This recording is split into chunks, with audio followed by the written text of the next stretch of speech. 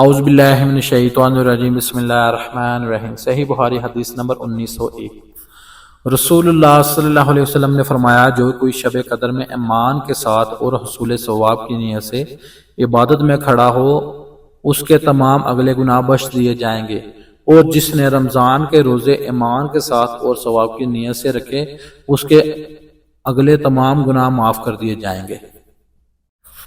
اعوذ باللہ من الشیطان الرجیم بسم اللہ الرحمن الرحیم۔ صحیح بخاری حدیث نمبر 1902۔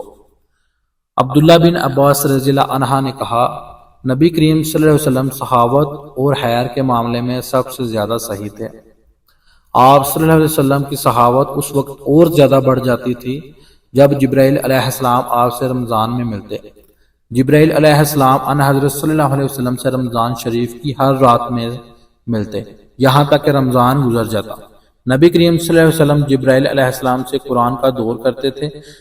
جب حضرت جبرائیل آپ سے ملنے لگتے تو آپ چلتی ہوا سے بھی زیادہ بلائی پہنچانے میں صحیح ہو جایا کرتے تھے۔